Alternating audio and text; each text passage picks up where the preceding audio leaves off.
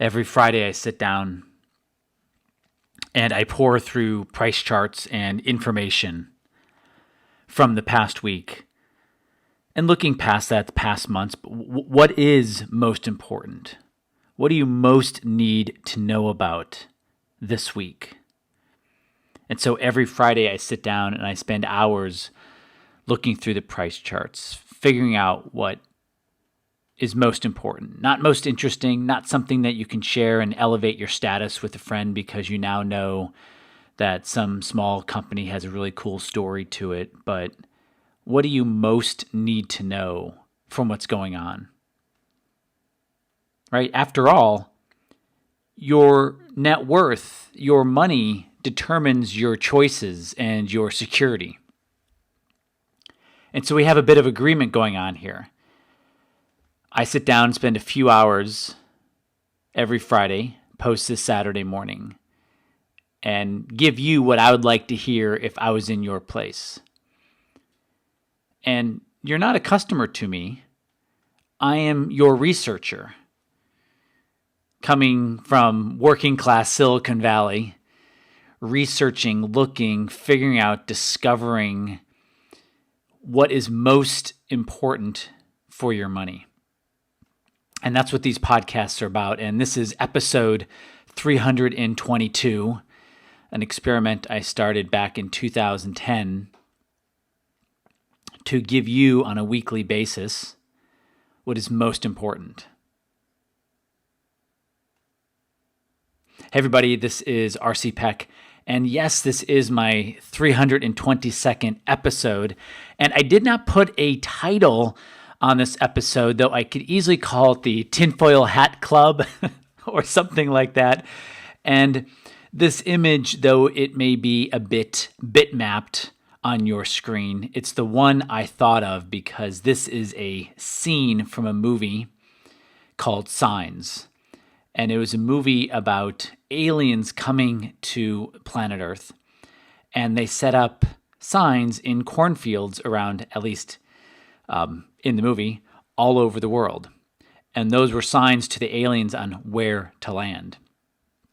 And so the scene you have here is Joaquin Phoenix and his niece and his nephew watching TV, learning about the aliens. So we're not going to talk about aliens, but I do want to talk about signs with you and what the signs are saying. And I'm not going to be looking at crop circles. I'm going to be looking at price charts. And I'm going to show you specifically 6 price charts. 2 sets, 3 charts in each set, and show you specifically what it's saying and why it matters most to you. The first one I want to show you is a daily price chart of gold going back 5 and a half years to the high of gold when it hit $1,919 in September of 2011. And if you look at the screen, you can see for over 3 years, let's call it 3.5 years, gold on a daily basis could not get above that downward trending blue line. And then this year, or really we know in hindsight at the end of last year, it bottomed and it moved up. Now look, gold bottomed at the end of 2014 and it bottomed at the end of 2013. So we have to think about what are the signs telling us? Is this different? And as you can see, this breakout is a much different looking breakout than the move at the end of 2014, 2015, and the move at the end of 2013, 2014. This has broken out much stronger. It has consolidated and moved higher.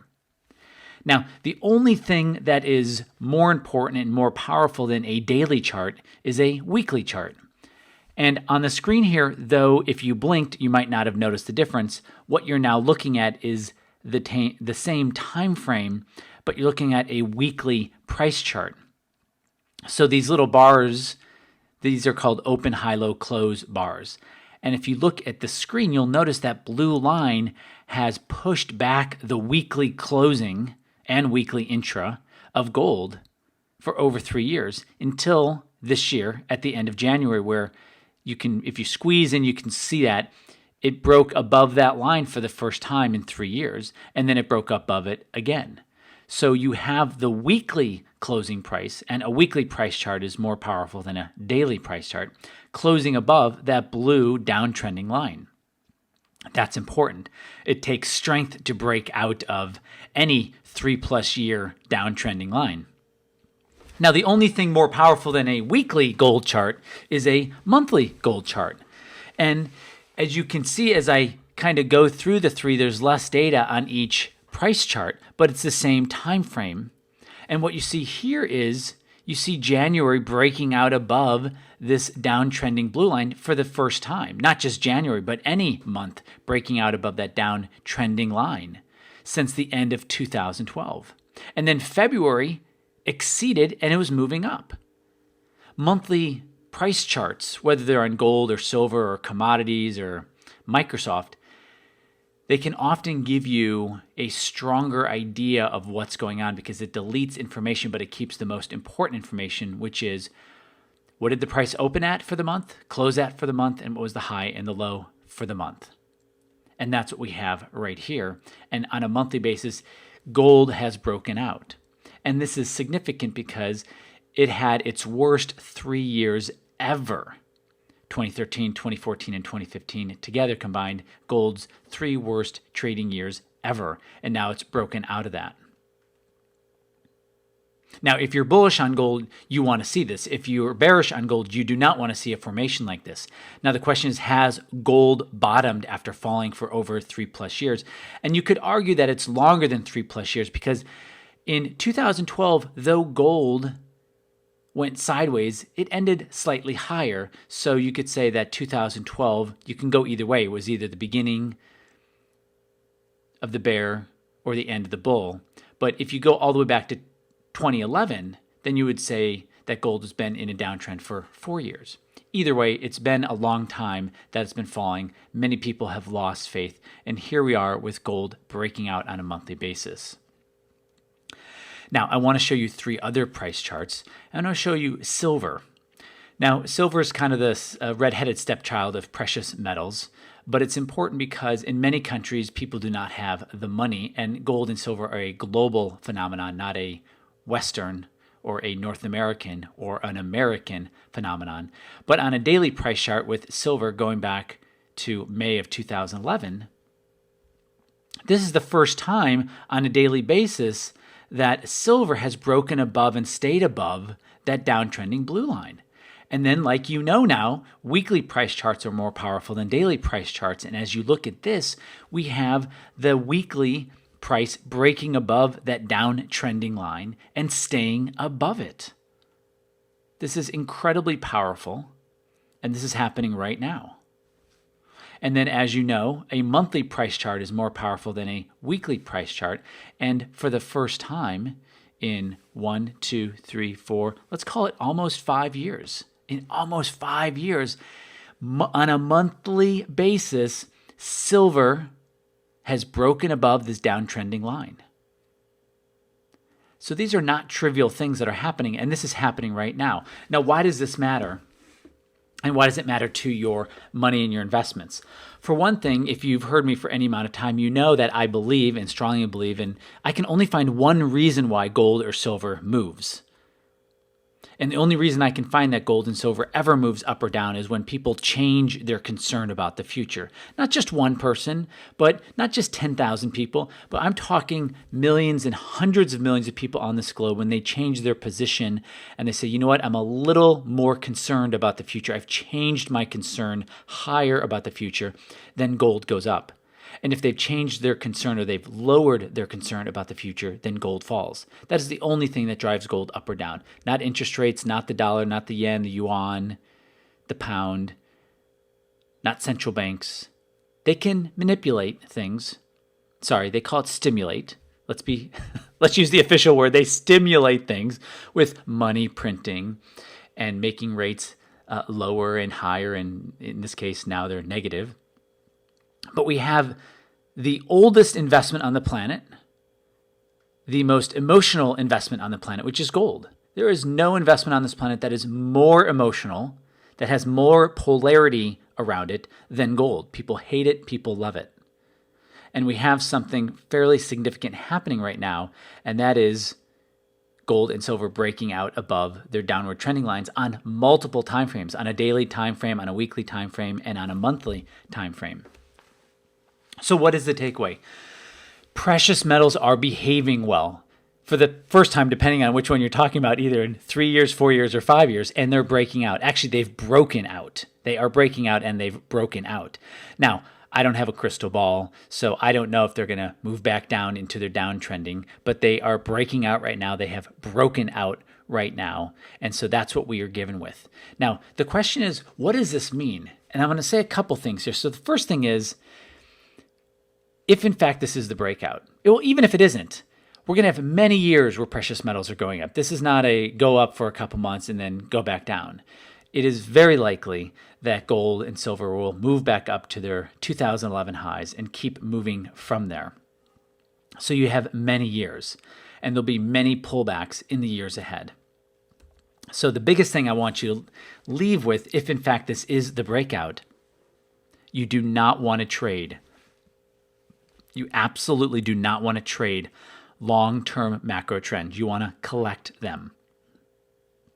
That's the way you grow your security, you grow your wealth, you grow your freedom, you grow your choices, is by collecting the thing that's on that large upward trend. And gold from 2000 to end of 2011, right, up for 12 years, all you needed to do was collect during that time period. Not trade, not day trade, but just collect. And so we're there now. Now, the other takeaway, which is not on here, is why now? Why is gold going up? Well, let's look at what we know. Now, I don't have price charts for this on this podcast, this episode, but what we do know is the dollar is not collapsing. It's still in its channel, and that's very important. So the dollar actually does not need to weaken for gold to go up. But people are putting more money into gold. We do know central banks have been net buyers of gold for some time. So the world perhaps is waking up again to gold. But the bigger thing is that means people are more concerned about the future.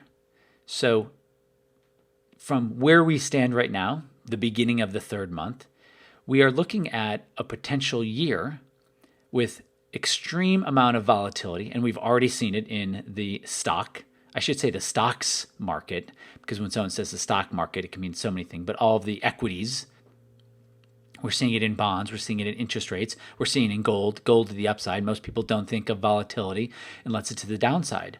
So what gold is telling us right now is there is a concern on the horizon that things, maybe the last 6 or 7 years of central bank stimulus is coming home to roost. But we will watch and learn and observe, and we will look at the signs, not crop circles, but we'll look at the signs, in this case, price charts, and let them tell us what is actually happening to keep our minimums at a bay, and we'll look at the data, we'll weigh the evidence, and see which direction it has us looking and want us and have it wanting us to look. Hey guys, this is just another step in helping you protect your future and protect your portfolio. Until next time, this is RC Peck. Everybody, thanks so much for being part of my world. I do see myself as your researcher, living here in what I call working class Silicon Valley. Thank you so much. Super excited. I am putting a huge precious metal training together. Anything you ever thought or didn't think you wanted to know about precious metals, it's all going in there.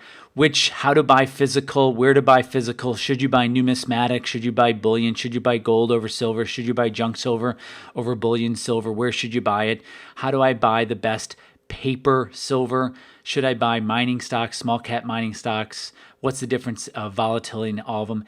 Everything you wanted to know about gold and silver, I'm putting it into a training webinar, which in fact, the first time I ran this webinar was back in 2013. So pulled it out, completely updated it, and sending it out to everyone. It will include live Q&A with me too. So you should keep your eyes and ears open for that in the next week or so.